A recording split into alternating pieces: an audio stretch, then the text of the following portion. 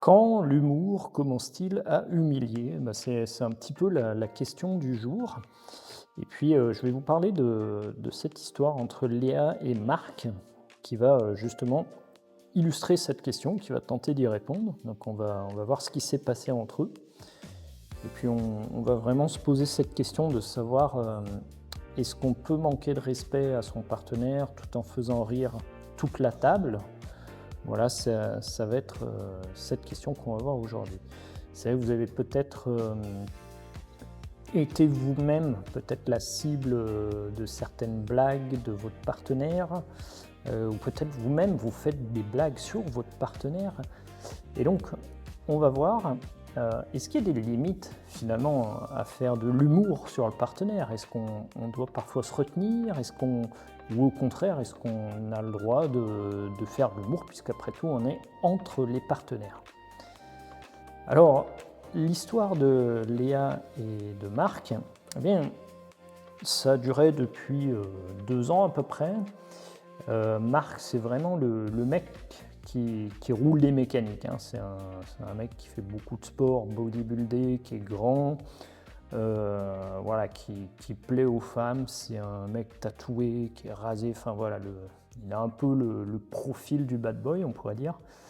Mais bon, c'était quand même un gars assez sympa qui plaisantait avec les gens, puis qui avait bien plu à Léa. Bon, Léa, elle, de son côté, c'était une femme plutôt discrète, très, très simple, pas forcément effacée. Elle avait un caractère assez fort. Et puis, en tout cas, bon, ils s'étaient quand même bien rencontrés. Ils avaient, l'habitude de parler bien ensemble, ils se confrontaient parfois, hein, c'est ça qu'il faut avoir aussi en tête.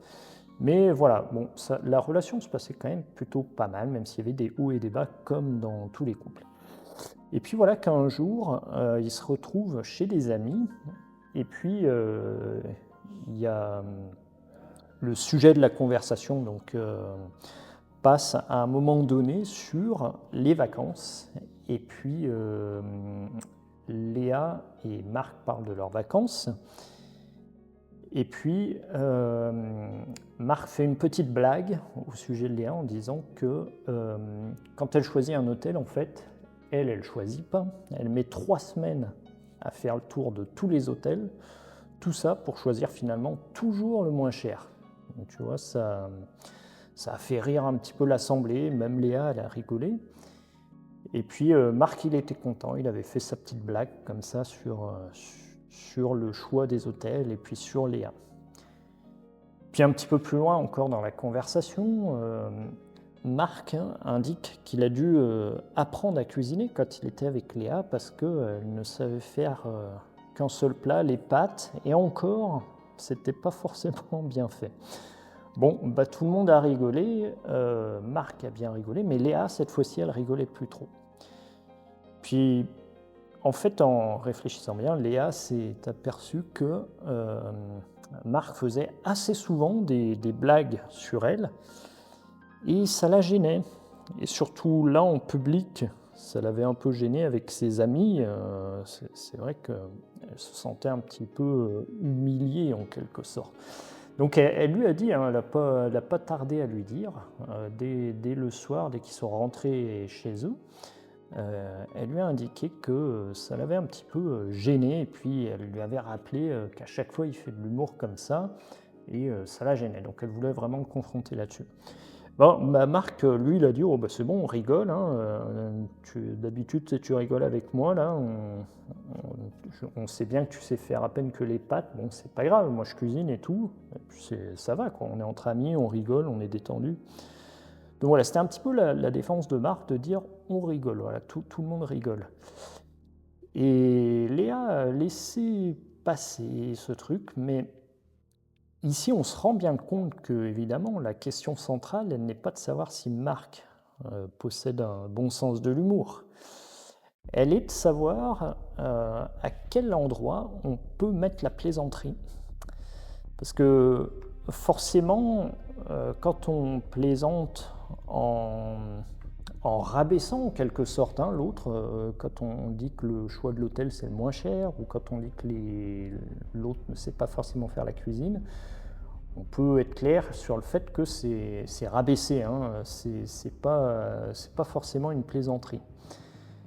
Et puis, on peut voir que Léa, elle avait quand même été complice un petit peu au départ. Alors, quand je dis complice, c'est pas forcément qu'elle voulait faire un mauvais coup sur elle-même, mais en tout cas, elle avait déjà ri sur le fait qu'elle ne savait pas forcément faire la cuisine. Et c'était une blague qu'ils avaient fait entre eux, d'accord? Donc, il est vrai que si les partenaires font des blagues entre eux, c'est une sorte de confiance. On montre sa vulnérabilité, on montre sa propre vulnérabilité, et on a confiance que l'autre ne va pas utiliser cette vulnérabilité pour faire quelque chose qui lui plaît. Et si l'autre utilise ses défauts pour nous ridiculiser en public, là on sort de l'intimité, on sort du cercle des partenaires, et c'est là où ça peut devenir un petit peu toxique quelque part. Alors c'est vrai que tout le monde fait de temps en temps une blague sur l'autre, bon c'est pas très grave. Maintenant si c'est vrai que le partenaire cherche à chaque fois l'attention des amis, qui va faire plusieurs blagues, chaque fois qu'il aura l'occasion, il va faire une blague pour rabaisser. Là, ça devient un comportement qui pourrait être questionnable, hein, à mon avis. Je ne sais pas ce que vous en pensez, vous pouvez mettre peut-être un commentaire pour dire si vous pensez que Marc a bien agi, s'il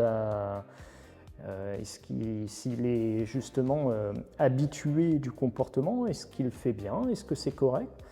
Donc je vous invite à laisser votre avis là-dessus. En tout cas, moi je pense que il est du ressort de Marc ici de savoir où est la limite. Parce que c'est vrai que quand on fait des blagues sur l'autre, ça peut être rigolo, effectivement ça peut être très rigolo, ça peut montrer la complicité, mais si c'est utilisé à mauvais escient, c'est-à-dire si c'est utilisé pour attirer l'attention, par exemple des amis, eh bien, là on n'est pas du tout dans le même registre, on n'est pas dans le registre de la complicité. On est vraiment dans un comportement, à mon avis, qui est peu acceptable, voire pas du tout acceptable. Donc, de son côté, Léa, qu'est-ce qu'elle peut faire? Eh bien, elle peut indiquer sa limite. Elle va pouvoir dire que c'est quelque chose qui ne lui plaît pas. Elle doit le signifier, et c'est ce qu'elle a bien fait.